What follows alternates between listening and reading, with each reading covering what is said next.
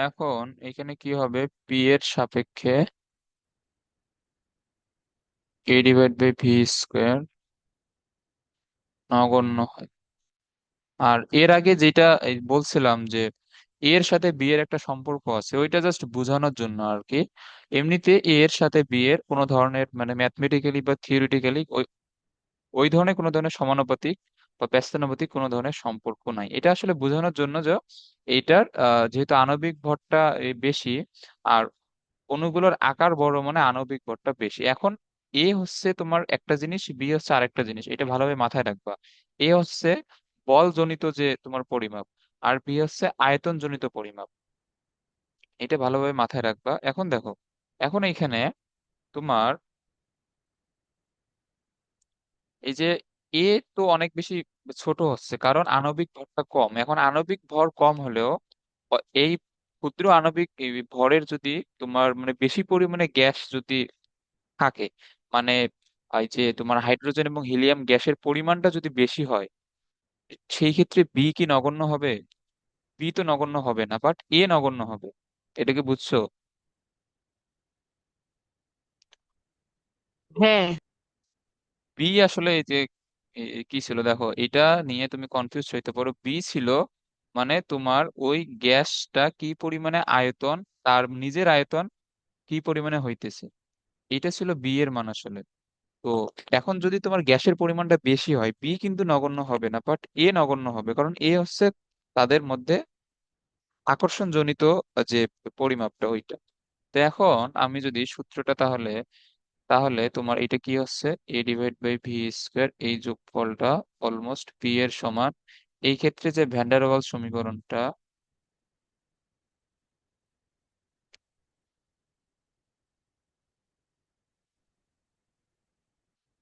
এটা কি হবে, পি ভি মাইনাস বি, এটা হবে আর টি। তাহলে P V minus P B R T, P V R T plus PB. এটা বুঝছো? হ্যাঁ। তো এই ক্ষেত্রে সমীকরণটা দাঁড়ায় এইরকম। তো সমীকরণটা যদি এইরকম দাঁড়ায়, তাহলে এই সমীকরণ থেকে কি দেখা যায় এই বলতো, যে পি এর যে কোনো মানের জন্য, মানে তুমি চাপের মান, এই যে দেখো এই গ্রাফটাতে খেয়াল করো, পি এর মান যে কোনো বিন্দুতে তুমি যদি হিসাব করো, তো পি এর যে কোনো মানের জন্য পিভি এর মান আরটি থেকে বড় হচ্ছে। এটা কি বুঝছো? কারণ আরটি প্লাস পিবি আছে। বুঝছি। ওকে, তাহলে পি এর তুমি যে কোনো মান নাও না কেন, উচ্চ চাপ নাও অথবা নিম্ন চাপ নাও, পি এর যে কোনো মানের জন্য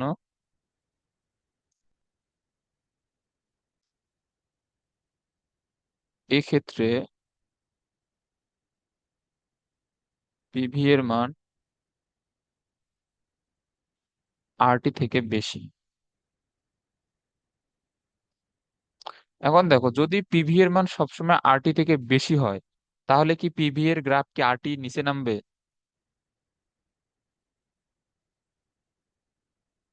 হুম। না। এই জন্য এই যে হাইড্রোজেন এবং হি- এই হিলিয়ামের জন্য পিভি এর গ্রাফ আরটি থেকে নিচে নামে না।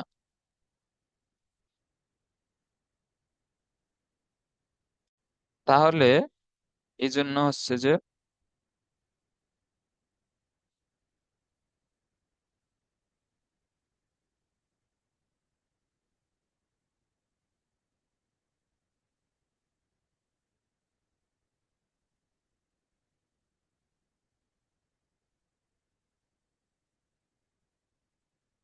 লেখ, লেখ মানে গ্রাফ আর কি।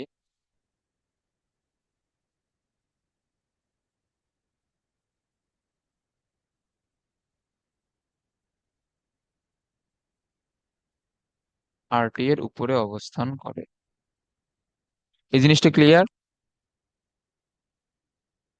হ্যাঁ। ওকে। হ্যাঁ, এরপরে ম্যাথ আছে একটা। ওটা কোনটা এটা? আচ্ছা, এটা পড়ো। এইখানে বলছে যে 0 ডিগ্রি সেলসিয়াস তাপমাত্রায়, দেখো এখানে আহ, এই কয়েকটা গ্যাস দেওয়া। এ হচ্ছে গ্রিন হাউসের প্রধান গ্যাস, এটা কি বলতো? Carbon die oxide. হ্যাঁ, এটা হচ্ছে কার্বন ডাই অক্সাইড। আর বি হচ্ছে সবচেয়ে হালকা গ্যাস। এখন দেখো, বি এর লেখচিত্র কিন্তু একদম সোজা। তো বি এর এই সোজা লেখচিত্র দুইটা গ্যাসের জন্য হয়, একটা হচ্ছে হাইড্রোজেন, একটা হচ্ছে হিলিয়াম। তো এর মধ্যে এই হিলিয়াম। সবচেয়ে হালকা কোনটা? হিলিয়াম গ্যাস সবচেয়ে হালকা। হিলিয়াম। না, হয় নাই তো। তোমার হিলিয়ামের ভর কত? 4। আর হাইড্রোজেনের ভর কত? 2। তাহলে তাহলে হালকা হবে কে? হাইড্রোজেন। হাইড্রোজেন। এবং হাইড্রোজেন কিন্তু আমাদের বায়ুমণ্ডলেরই সবচেয়ে হালকা গ্যাস। দেখো এই যে তোমার, আমাদের যতগুলো গ্যাস পাওয়া যায় এর মধ্যে হাইড্রোজেন তো পর্যায় সারণীর প্রথম মৌল। তো হাইড্রোজেন পরমাণু দিয়ে যে গ্যাসটা বা H2, এটাই হচ্ছে তোমার সবচেয়ে হালকা গ্যাস, এটা মনে রাখবা। এটা কিন্তু তোমার হাইড্রোজেন এবং হিলিয়ামের মধ্যে কোনটা হালকা এটা কিন্তু উদ্দীপকে বলে নাই। উদ্দীপকে তোমার ইন জেনারেল কিন্তু দেওয়া সবচেয়ে হালকা গ্যাস। তো সবচেয়ে হালকা গ্যাস কোনটা? যে গ্যাসের ভর সবচেয়ে কম হবে সেটাই তো সবচেয়ে হালকা। এবং তুমি যতগুলো গ্যাস দেখবে, hydrogen, nitrogen, oxygen, fluorine, chlorine, carbon dioxide, ammonia, যাই হোক, তুমি যাই দেখো না কেন, সবচেয়ে কম ভর হচ্ছে হাইড্রোজেনের। তার মানে হাইড্রোজেনই হচ্ছে বায়ুমণ্ডলের সবচেয়ে হালকা গ্যাস। ওকে। তো এখন এটা তোমাকে উদ্দীপক দেখেই এটা বুঝতে হবে। আর তুমি চাইলে অন্যভাবে মনে রাখতে পারো, এই যে যেহেতু সোজা লেখচিত্রটা, আমাদের বইতে শুধুমাত্র দুইটা গ্যাসের জন্যই দেওয়া, একটা হচ্ছে হাইড্রোজেন, একটা হচ্ছে হিলিয়াম। তো এর মধ্যে যেটা সবচেয়ে হালকা ওইটাই তুমি দিয়ে দিতে পারো। আচ্ছা, যাই হোক। এখন এখানে উম কি বলছে যে 0 ডিগ্রি সেলসিয়াস তাপমাত্রায় প্রতি মোল গ্যাসের ক্ষেত্রে পিভি বনাম পি লিখ। উদ্দীপকে এ গ্যাসটির আরএমএস বেগ নির্ণয় করো। এ গ্যাস কোনটা? এ গ্যাস হচ্ছে কার্বন ডাই অক্সাইড। তাহলে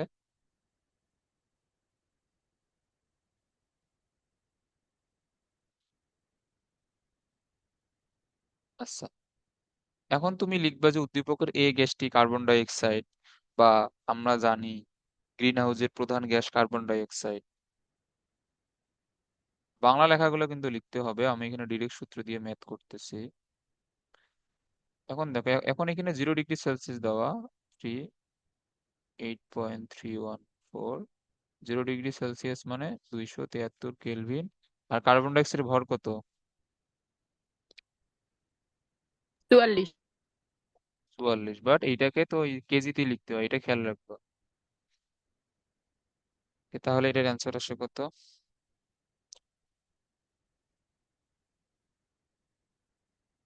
আজকে ভাবছিলাম যে ওই টপিকটা বুঝাইতেই 2 ঘন্টা চলে যাবে, বাট 2 ঘন্টা লাগে নাই ওইটা বুঝাইতে।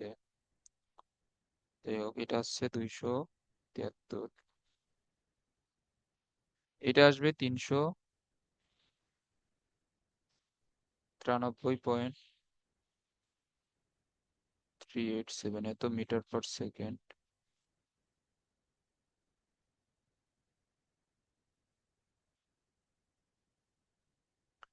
এখন দেখো, উদ্দীপক মতে আদর্শ গ্যাসের আচরণ থেকে এ এবং বি গ্যাসের বিচ্যুতির প্রকৃতি গাণিতিকভাবে বিশ্লেষণ করো।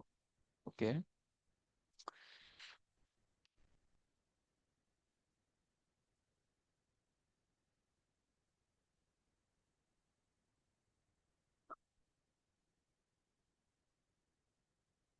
এখন দেখো আমাদের এই বিচ্যুতি, কি পরিমাণে বিচ্যুতি হয়েছে। আচ্ছা ধরো, একটু 1 মিনিট।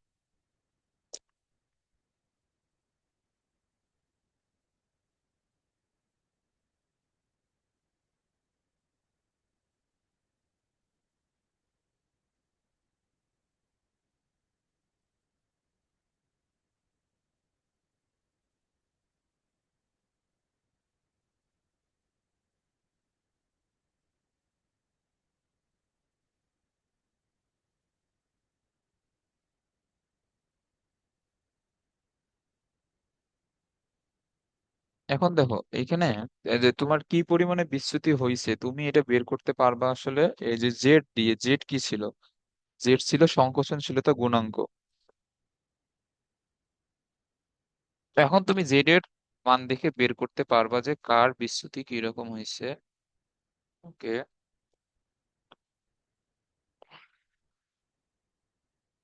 আদর্শ আর আদর্শ গ্যাসের ক্ষেত্রে জেড এর মান কত হয়, এটা তো লিখে দিছিলাম মেবি।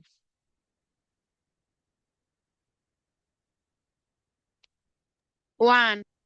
হ্যাঁ, আদর্শ গ্যাসের ক্ষেত্রে জেড এর মান 1, বাট এইখানে তোমাকে গ্রাফ থেকেই বের করতে হবে, কারণ গ্রাফে আদর্শ গ্যাসের জন্য এই যে পিভি এর মান দেওয়া আছে, কার্বন ডাই অক্সাইডের জন্য দেওয়া আছে, হাইড্রোজেনের জন্য দেওয়া আছে। গ্রাফটা কি এখানে ক্লিয়ারলি দেখা যাচ্ছে? এখানে চাপের মান হচ্ছে 2.5 এটিএম। ওকে। আর এইখানে দেওয়া হচ্ছে 18, এইখানে দেওয়া হচ্ছে 22.386, এইখানে দেওয়া আছে 26। ওকে। এখন এ গ্যাসের জন্য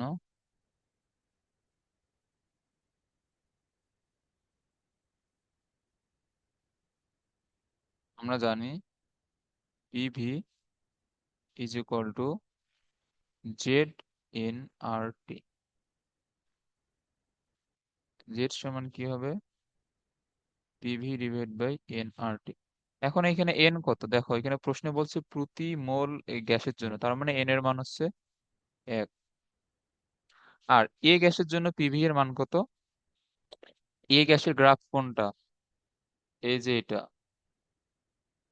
তো এ গ্যাসের জন্য পিভি এর মান হচ্ছে 18, এন হচ্ছে 1। আর আচ্ছা দেখো, এখানে চাপগুলো যেহেতু এটিএম এককে দেওয়া, তো তুমি আর এর মানটা ইউজ করবা 0.082, এটা ইউজ করবো যেহেতু চাপগুলা সব এটিএম এককে দেওয়া। কিন্তু এই যে এখানে চাপের মানটা, এই যে এক্স অক্ষ বরাবর যে চাপের মানটা, এটা এটিএম এককে দেওয়া 2.5 এটিএম। আর টি কত? টি হচ্ছে 0 ডিগ্রি সেলসিয়াস তাপমাত্রা, এটা হচ্ছে 273। এটা আসে কত? 18 20.082 ইন্টু 273, এটা আসে 0.804। ওকে।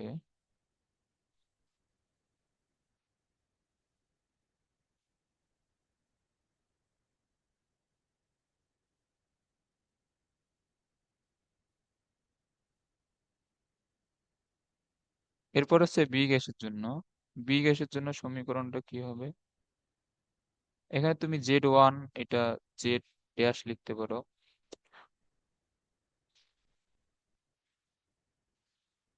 বি গ্যাসের জন্য দেখো, বি গ্যাসের গ্রাফ হচ্ছে এটা, তো এই জায়গায় পিভি এর মান হচ্ছে 26,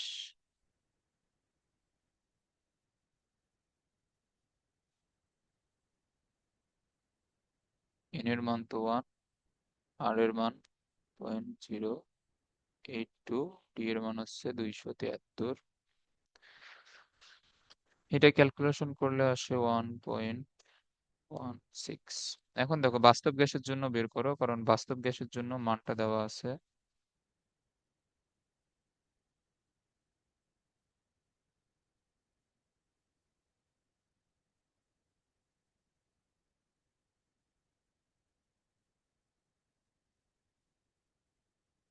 এটা কত? বাস্তব গ্যাসের জন্য 22.386 এন।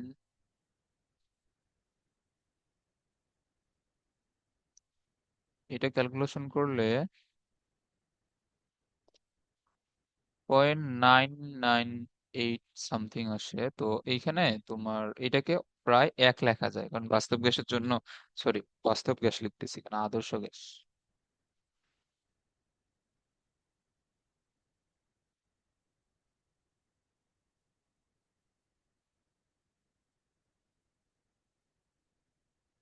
তাহলে আদর্শ গ্যাসের জন্য জেড এর মান হচ্ছে 1। এখন এখানে বিচ্যুতির প্রকৃতি দেখাইতে বলছে। বিচ্যুতির প্রকৃতি মানে এটা তোমার ধনাত্মক বিচ্যুতি নাকি ঋণাত্মক এই যে বিচ্যুতি। তো আদর্শ গ্যাসের জন্য জেড এর মান হচ্ছে 1। তো এ এর ক্ষেত্রে জেড এর মান হচ্ছে এক থেকে কম।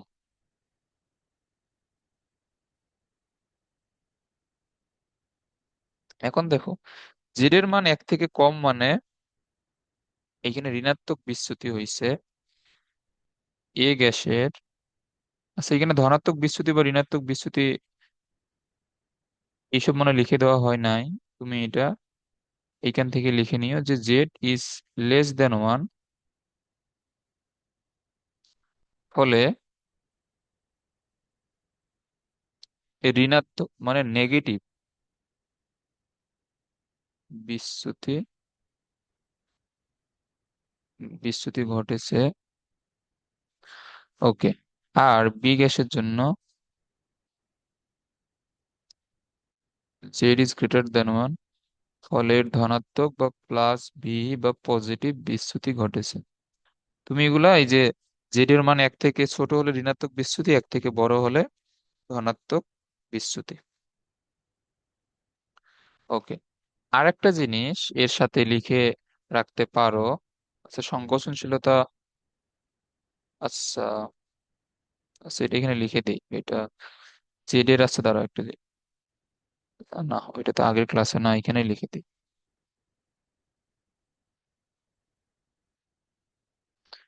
Z is less than one মানে কি?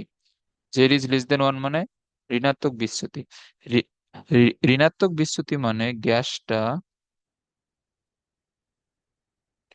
আদর্শ গ্যাসের চেয়ে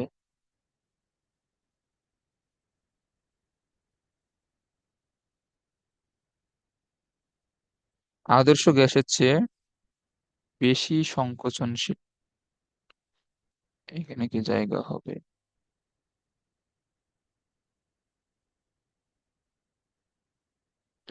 এটা হচ্ছে আদর্শ গ্যাসের চেয়ে বেশি সংকোচনশীল। এটা এমসিকিউর জন্য এই মাথায় রাখবার, Z is greater than one এটা মানে হচ্ছে আদর্শ গ্যাসের চেয়ে কম সংকোচনশীল।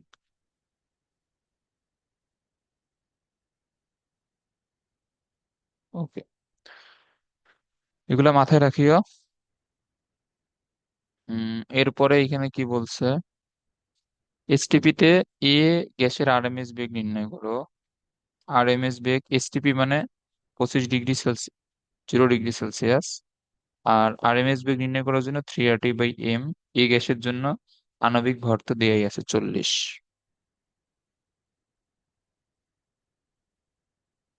তো প্রশ্নে কিন্তু আণবিক ভর কিন্তু গ্রাম এককে এগুলো দেয়া থাকে।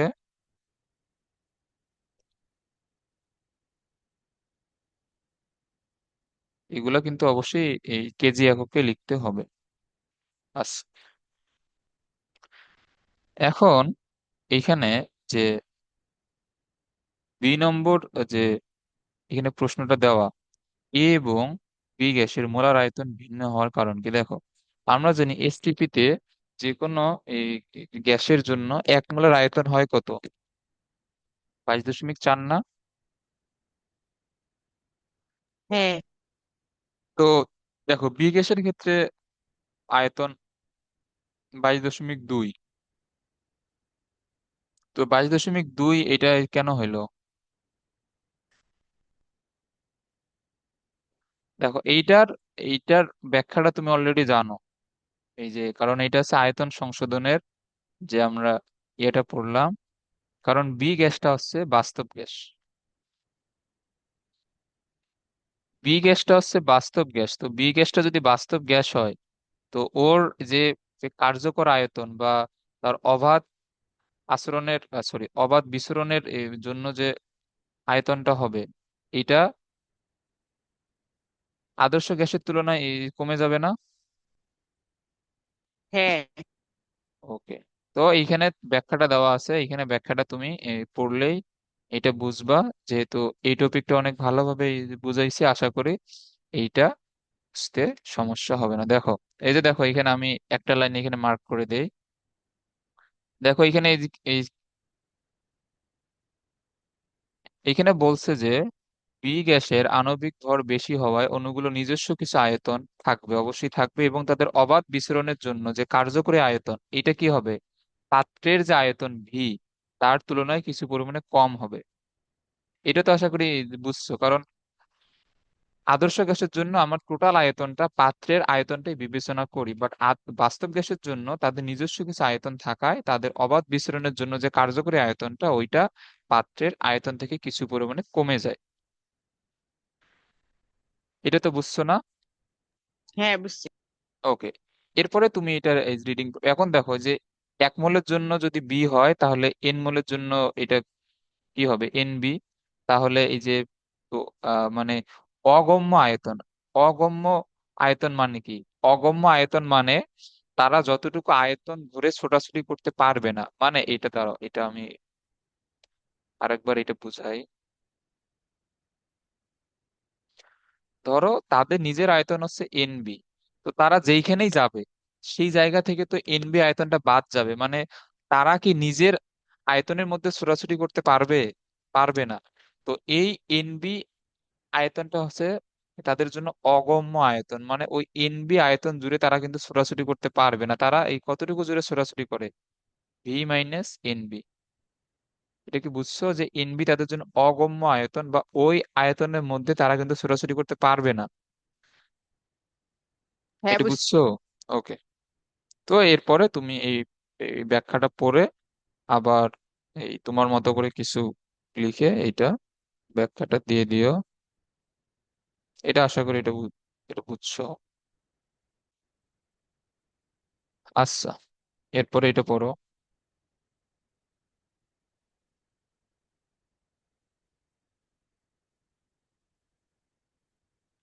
এইখানে উদ্দীপকের এ গ্যাসের একটি অণুর গড় গতি শক্তি। আচ্ছা, এটা সূত্রটা বলো দেখি। একটি অণুর জন্য সূত্র কি হয়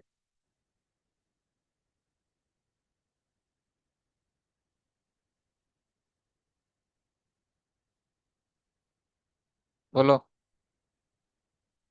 এটা মনে নাই? 3/2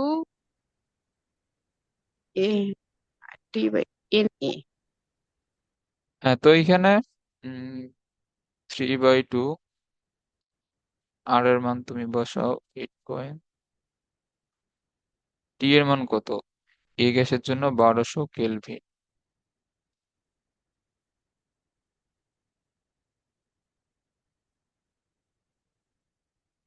ওকে। এখন এটা হচ্ছে 2/2,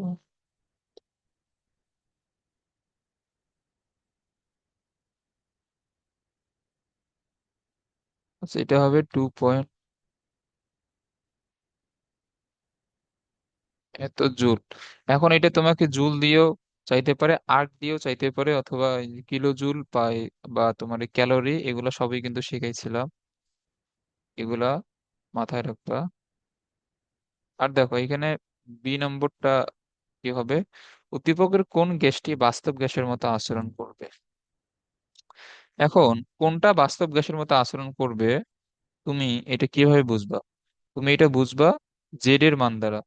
যার বিচ্যুতি সবচেয়ে কম হবে, মানে যার জেড এর মানটা 1-এর সবচেয়ে কাছাকাছি হবে, সেইটাই বাস্তব গ্যাসের মতো আচরণ করবে না। কারণ সরি, আদর্শ।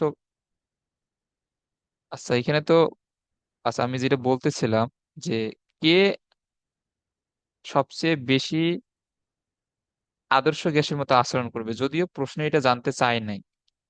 জেড এর মান যার 1-এর সবচেয়ে কাছাকাছি সে তত বেশি আদর্শ গ্যাসের মতো আচরণ করবে। আর এইখানে আমাদের যে প্রশ্নটা করছে কে বাস্তব গ্যাসের মতো আচরণ করবে, এখন বলো তাহলে বাস্তব গ্যাসের জন্য কি হবে, তার উল্টাটা হবে, মানে যার জেড এর মান 1 থেকে যত বেশি যা ডিফারেন্স হবে, মানে তার বিচ্যুতি তত বেশি, সে তত বেশি এই বাস্তব গ্যাসের মতো আচরণ করবে। এটা বুঝছো? হ্যাঁ, বুঝছি। ওকে। এখন আমি যদি এ গ্যাসের জন্য এখানে হিসাব করি।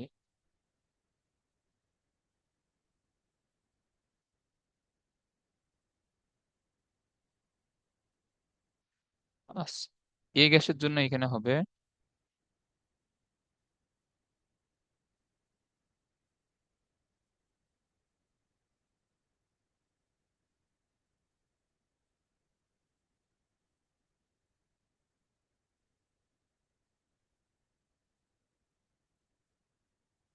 পি কত, পি হচ্ছে এত এটিএম, পি হচ্ছে 1 লিটার, এন হচ্ছে 2.25। তুমি যদি এটিএম আর লিটার লিখছো, এটাকে লিখতে হবে 0.82। এগুলা খেয়াল রাখবে, এখানে হুট করে 8.314 লিখে দিলে কিন্তু ম্যাথ ভুল হয়ে যাবে। তো এটা হচ্ছে 1200 কেলভিন, টি এর মান।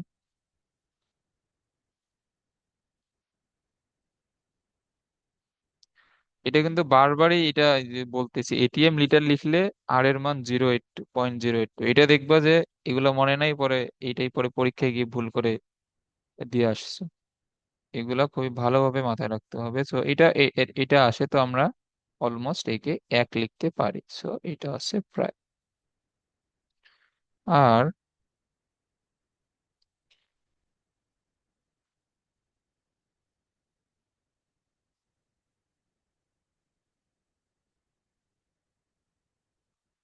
বি গ্যাসের জন্য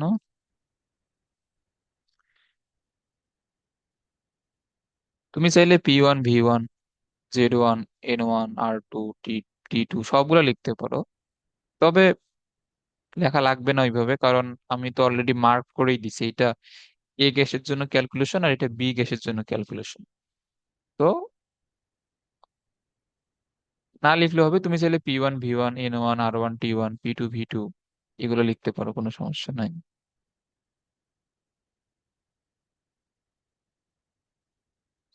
আচ্ছা, এর জন্য পি এর মান হচ্ছে 50 ATM, ভি হচ্ছে 0.35 লিটার, এন হচ্ছে 0.1 মোল, 0.082, টি হচ্ছে 300 কেলভিন।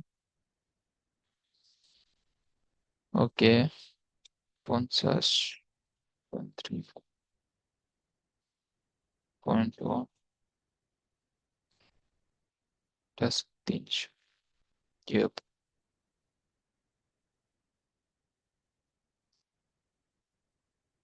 0.082। কোথাও ক্যালকুলেশন ভুল বললাম। ও, 50 ATM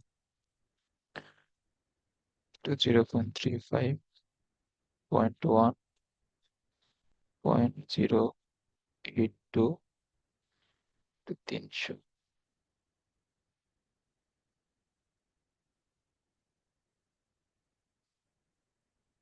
আচ্ছা, এখানে বইয়ে তো 0.1 দেওয়া না, এই যে প্রশ্নের মধ্যে এখানে 0.1 দিয়ে করলে এটা আসে 7.11। তো এত এত বড় তো আসার কথা না আসলে। তো এইখানে তুমি 1 মোল দাও এখানে, কারণ এটা 7.1 মানে তো একের থেকে অনেক বেশি। তো এত এ- এত বেশিও অ্যাকচুয়ালি হয় না। সো এটা যদি আমি 1 মোল দিয়ে যদি সলভ করি, তো দেখো 1 মোল দিয়ে এখন তুমি যদি ক্যালকুলেশন করো, তাহলে কিন্তু এই যে দশমিক 1 ঘর বামে সরে আসবে, কারণ তখন 0.1 ছিল জন্য দশমিক 1 ঘর ডানে এই এই চলে গেছিল। তো এখন যেহেতু পয়েন্ট নাই, তাহলে এটা কি হবে, 0.711 হবে, কারণ 7.11 হওয়া আসলে সম্ভব না। জেড এর মানে এত এত বড় হয় না, একের এই কাছাকাছি হয়। ওকে, তাহলে একটা জিনিস বলো যে এখানে কার এই বিচ্যুতি সবচেয়ে বেশি। এ গ্যাস তো অলমোস্ট আদর্শ গ্যাসের মতোই আচরণ করে, কারণ এইটার জেড এর মান বা সংকোচনশীলতা গুণাঙ্ক 1-এর এই কাছাকাছি না। তো এখন এইখানে তাহলে কে বাস্তব গ্যাসের মতো আচরণ করবে বলো তো? বি। বি। তাহলে এখন লিখবা এ গ্যাসটির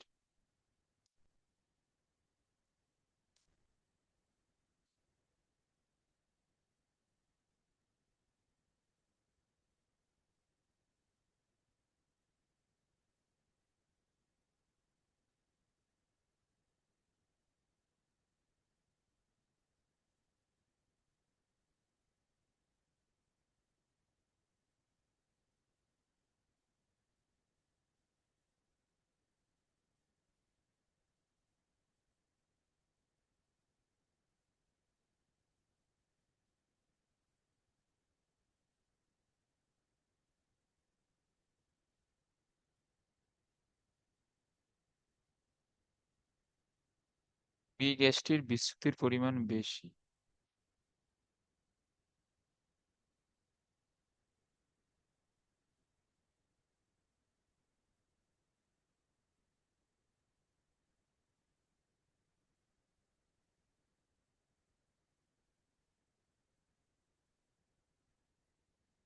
তাহলে বি গ্যাসটা বাস্তব গ্যাসের মতো আচরণ করবে।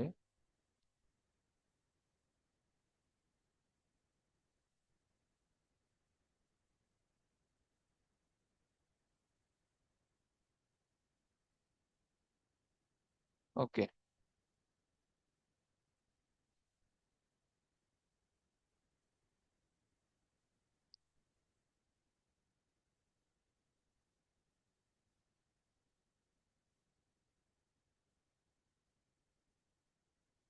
এরপরে দেখো, এরপরে গ্রাফ দেওয়া একটা এম গ্যাসের জন্য, একটা এ গ্যাসের জন্য। এ গ্যাসটা এখানে কোন ধরনের গ্যাস বলো তো?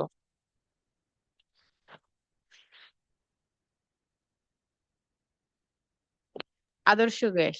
হ্যাঁ, এ এ এ গ্যাস হচ্ছে এখানে আদর্শ গ্যাস, আর এম গ্যাস বাস্তব গ্যাস, এটা নাইট্রোজেন অথবা কার্বন ডাই অক্সাইডের মধ্যে যে কোনো একটা। আচ্ছা, এখন বলছে 0 ডিগ্রি সেলসিয়াস তাপমাত্রায় 8 গ্রাম এম গ্যাসের গতিশক্তি নির্ণয় করো। তো এম গ্যাসের 25 ডিগ্রি সেলসিয়াস তাপমাত্রা এবং 1 ATM চাপে এম গ্যাসের ঘনত্ব দেওয়া এত গ্রাম পার লিটার। তা আগে এখানে কি বের করে নেওয়া লাগবে? আমরা জানি তোমার গতিশক্তি বের করার জন্য মোল সংখ্যা লাগে। তো মোল সংখ্যা বের করার জন্য, যেহেতু এম গ্যাসের ডাব্লিউ দেওয়া আছে 8 গ্রাম, তোমাকে আগে এম গ্যাসের আণবিক ভর এম বের করে নিতে হবে। তো আমরা জানি যদি ঘনত্ব দেওয়া থাকে তাহলে এই সূত্রটা হয় PM is equal two DRT। এটা না? এটা কি মনে আছে? হ্যাঁ। তাহলে এটা হচ্ছে DRT বাই টি। আচ্ছা, এখানে ডি কত? ডি হচ্ছে 1.775। তুমি যখন গ্রাম পার লিটার এককটা ইউজ করবা, তখন আগেও একবার বলছিলাম আর এর মান লিটার অ্যাটমসফিয়ারে নিতে হবে। এটা হচ্ছে 0.082। টি এর মান কত? 25 ডিগ্রি সেলসিয়াস মানে 298 কেলভিন।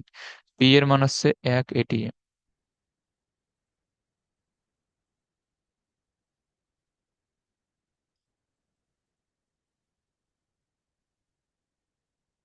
এটা আসবে 43.37, যেটা আণবিক ভর গ্রাম পার মোল।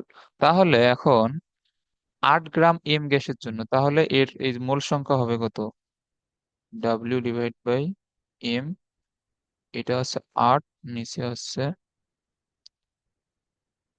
43.37।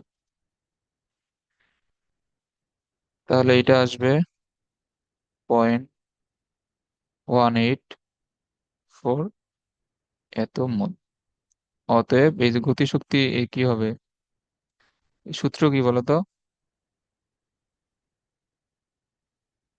3/2 মোল সংখ্যা জানা থাকলে NRT।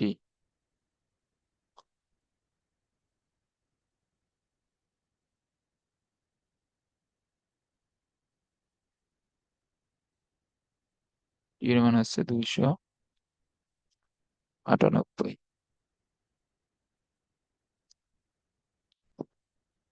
এটা ক্লিয়ার? এটা আশা করি হ্যাঁ।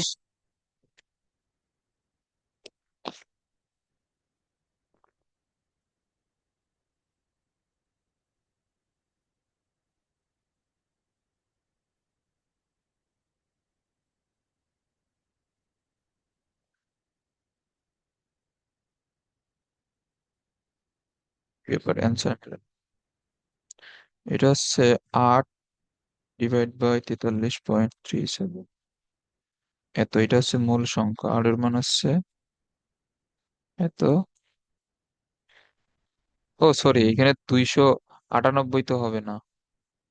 এখানে হচ্ছে আমাদের এই সমীকরণে যে টি এর মানটা, এটা কত? এখানে 0 ডিগ্রি সেলসিয়াস তাপমাত্রা বের করতে বলছে, তাহলে টি ড্যাশ হবে কত? টি ড্যাশ হলো 0 ডিগ্রি সেলসিয়াস, তাহলে এখানে হচ্ছে 273।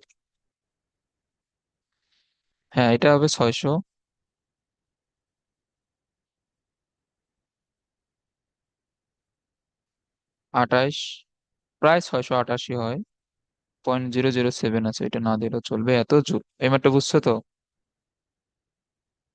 হ্যাঁ সহজ আছে একদম। আচ্ছা, বি নাম্বারটা কি বলছে? উদ্দীপকের এ গ্যাস কোন শর্তে এম গ্যাসের অনুরূপ আচরণ করবে?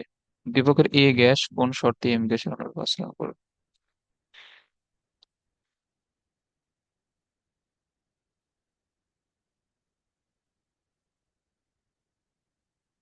এখন দেখো, এ গ্যাসটা হচ্ছে আদর্শ গ্যাস, এম গ্যাসটা হচ্ছে বাস্তব গ্যাস। তো তোমাকে এখানে জিজ্ঞেস করছে যে এ গ্যাস কোন শর্তে এম গ্যাস, অর্থাৎ আদর্শ গ্যাস কোন শর্তে বাস্তব গ্যাসের মতো আচরণ করবে। আমরা যেটা শিখছিলাম সেটা উল্টাটা জিজ্ঞেস করছে। হ্যাঁ,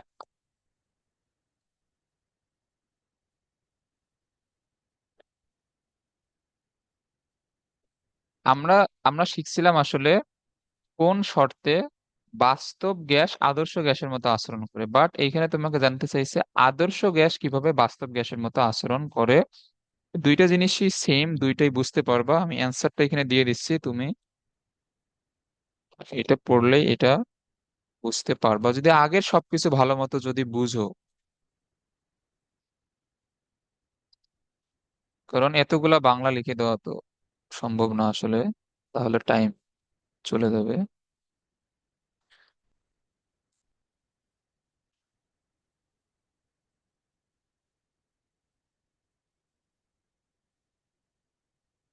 So, ধরো এটার আরো একটু পার্ট আছে maybe।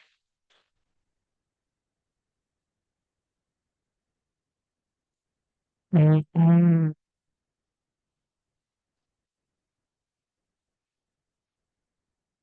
আর তোমার কাছে তো টেস্ট পেপার বা এই যে গাইড টাইড তো একটা তো আছে না, বোর্ডে সৃজনশীল সলভ করার জন্য, বা হ্যাঁ আছে। রিসেন্ট রিসেন্ট ইয়ারের বোর্ডে সৃজনশীল অবশ্যই সলভ করা লাগবে। গাইড আগের বছরের গাইড থাকলেও সমস্যা নাই, বাট টেস্ট পেপার বা একটা সাপ্লিমেন্ট যেটাকে বলে ওইগুলা নিয়ে আসবা রিসেন্ট ইয়ারের বোর্ডের সৃজনশীল গুলা সলভ করার জন্য।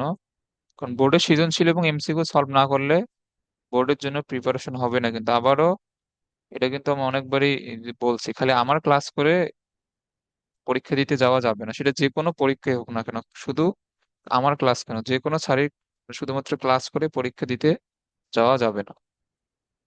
অবশ্যই টেস্ট পেপার সলভ করা থাকতে হবে, এমসিকিউ হোক এবং সৃজনশীল হোক, দুইটাই। তাহলে এটা তুমি পড়ে নিও, এটা পড়লেই এটা বুঝবা। আচ্ছা। ওকে। 550 মিলিলিটার আয়তনের একটি পাত্রে 30 ডিগ্রি সেলসিয়াস তাপমাত্রায় এত চাপে এ গ্যাস এবং অপর একটি পাত্রে এত তাপমাত্রায় বি গ্যাস রাখা আছে। এ এবং বি গ্যাসের মধ্যে কোনটি আদর্শ আচরণ হতে সবচেয়ে বেশি বিচ্যুতি দেখাবে? এখন বলো তো কোনটা আদর্শ আচরণ থেকে সবচেয়ে বেশি বিচ্যুতি দেখাবে।